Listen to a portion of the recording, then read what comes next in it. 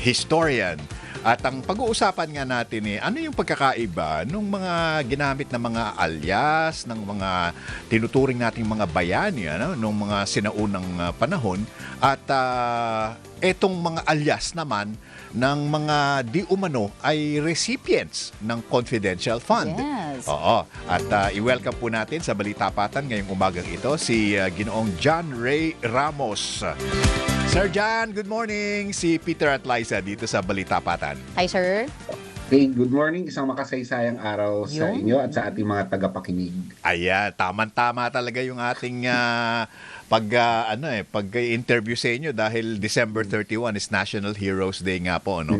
So, there has been a lot said. Ang dami-dami na talagang nagkomento sa social media. Hanggang kay Congressman Adjong meron na ring Yes, reaction. Opo. How do you see this? Ano po bang palagay po ninyo? I mean, should they even be mentioned in the same breath? Masyado bang sensitive talaga?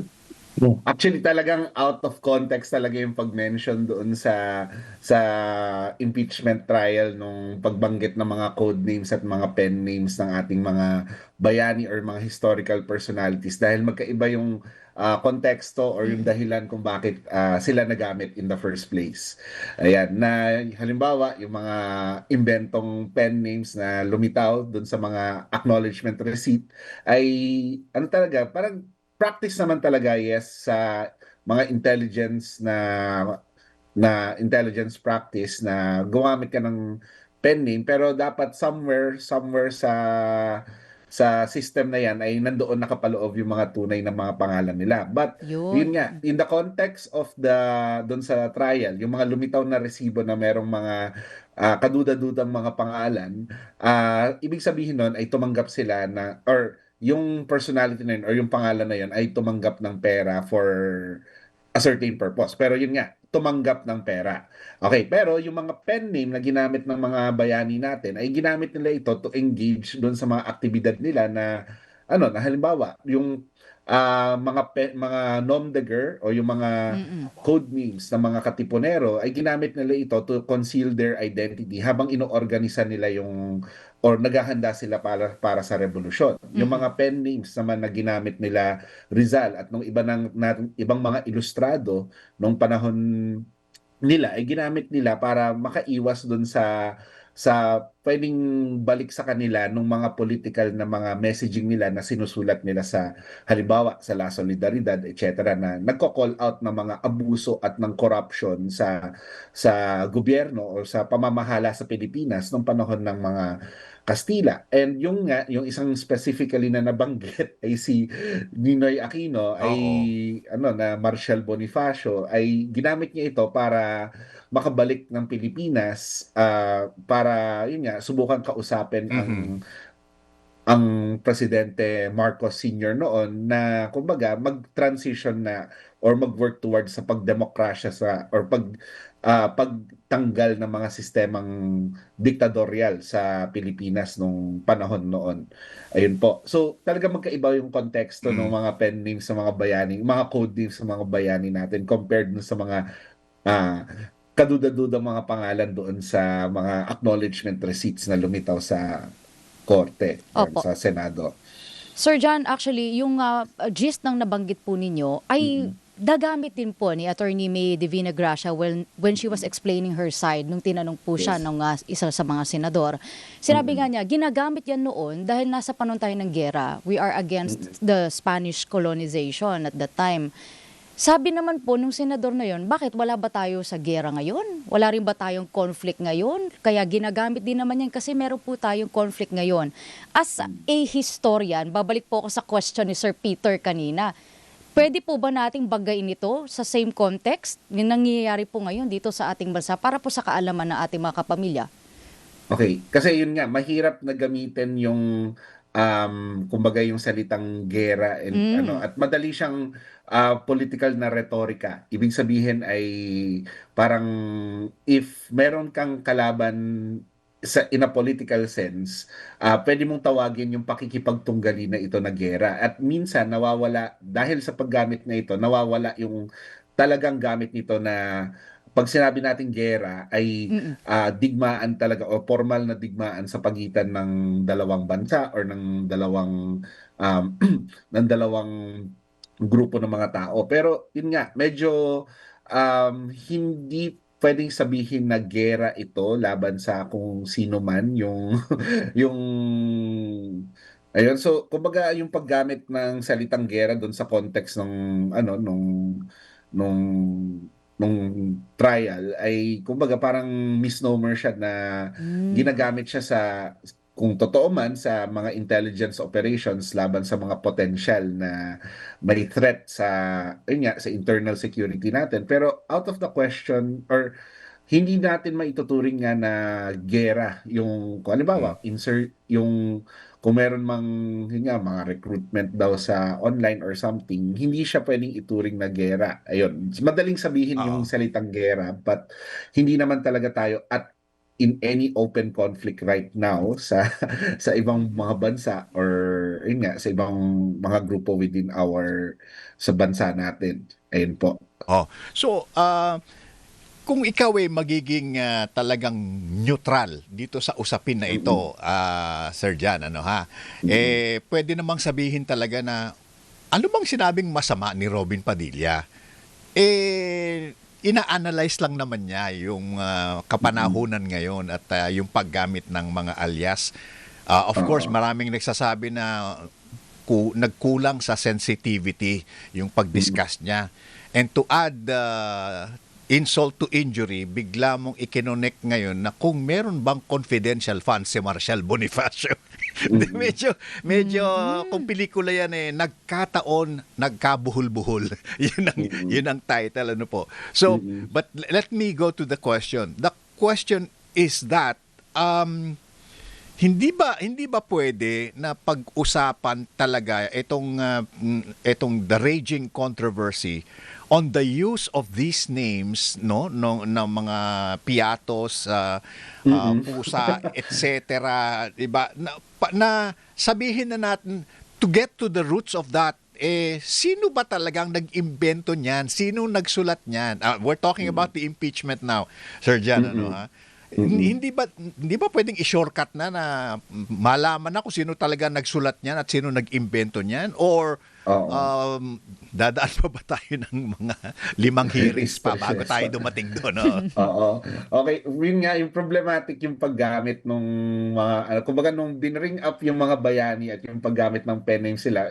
And essentially parang sinubukan na iligaw tayo sa ano ba dapat kasi yung punto ng pagpapakita ng mga pangalan na ito ay kumbaga sila nga daw yung tumanggap ng male-maletang pera or something. But ang kailangan nating siguro, ang next question dapat dyan is kung talagang mga tao talaga ito na involved sa intelligence operations and yun yung dapat malaman na yung na may tumanggap talaga na actual na operatiba sa intelligence at nagamit ito sa actual na intelligence operations. Dapat yun na yung lining ng pagtatanong. Pero pag binring up mo yung mga bayani na galing sa ibang konteksto, sa ibang panahon, ayun, iba na yon. Ang tawag namin dyan sa kasi tinuturuan ko yung mga estudyante ko ng critical thinking. Pag gumamit ka ng impormasyon at nilagay mo siya sa ibang konteksto para to mislead or something, ang tawag namin doon is malinformation.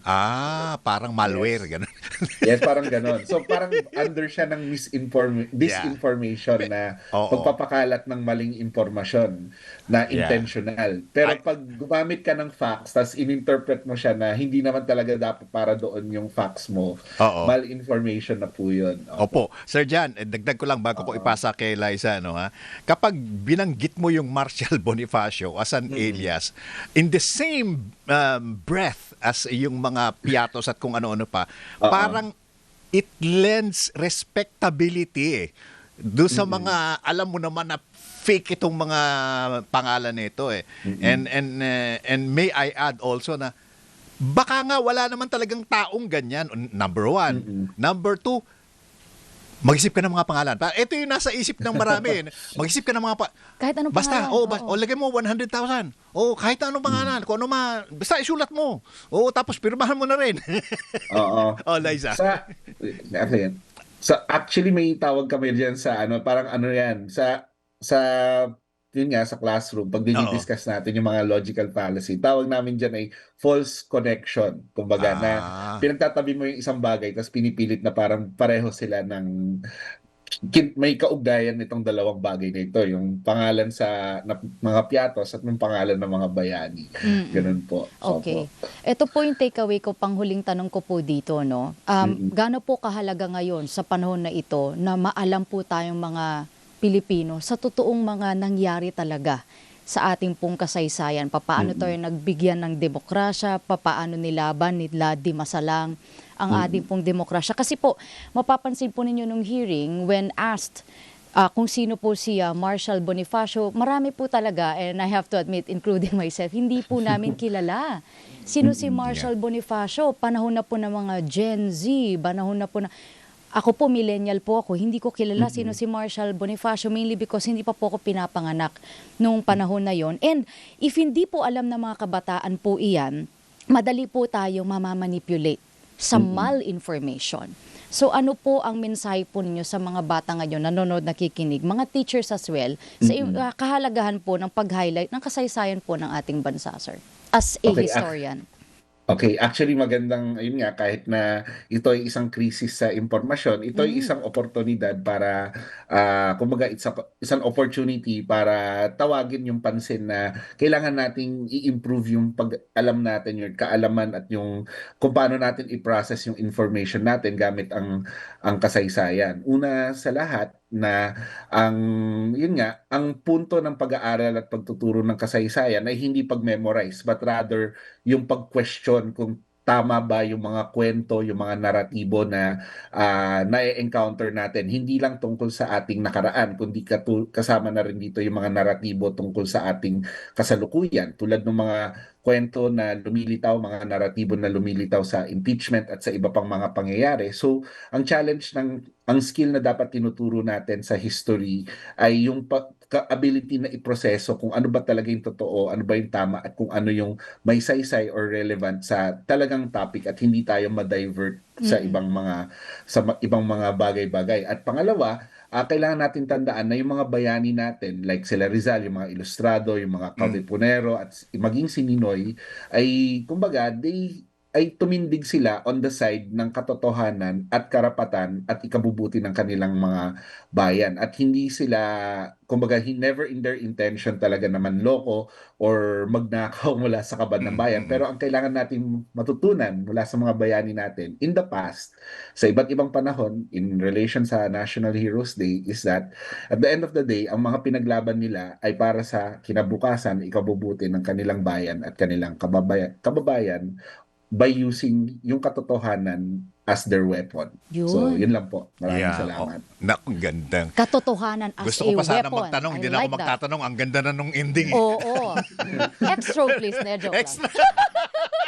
Kumpirmado at siguradong kaalaman. Tanong.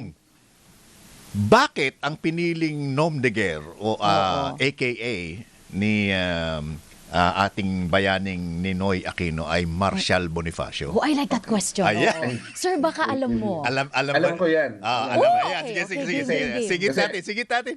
Kasi, okay, context, syempre, si Ninoy Aquino ay tinuturing na bayani ng martial law. At kasama siya, tulad rin ni former Pepe Jocno, Senator Pepe Jocno, na nakulong sila nung dineclare yung martial law nung September of 1972. Okay, so kumbaga, they were political prisoners. So, eventually, si Ninoy nakapunta sa Boston, ayun, pinaalis siya after para mag-undergo ng surgery. At nung siya ay nasa Boston, he lived in exile at yun nga, kinall out niya yung mga abuso ng panahon ng batas militar or ng diktadurya. So, eventually, kailangan niyang bumalik at yun nga, ginamit niya sa passport. So, saan galing yung dalawang pangalan, yung dalawang person, Marshal at Bonifacio? Una, Marshal kasi martial law. Oo. So, allusion siya sa martial law. Pangalawa, yung Bonifacio kasi nakulong siya ng matagal and in solitary confinement sa Fort Bonifacio na headquarters ng army at the time. Yun. Ang galing! And you've just hit the jackpot prize of Ay, Galing, nako, maraming galing, galing. salamat. This has been a very interesting and It is, informative interview. Maraming salamat po, Sir John. And Maraming salamat. we hope to talk to you again soon. Maraming salamat, sir. Alright, si Maraming Sir salamat. John Ray Ramos, isa pong historian. Yan ang mga magandang kausap eh. Oo, may Daming napulot baon. ako. Oo, ang ganda nun. Okay, sandali lang po. Babalik kami ni Liza in just a very short while. Ito ang Balita Patan sa DZMM Radio Patrol 630, DZMM Teleradio, at DZMM Online. Lahat ng mga nakikinig nanonood sa The Filipino Channel, kumusta po kayong lahat? Tapat na pagbabalita. Diretsahang talakayan. Balita Patan.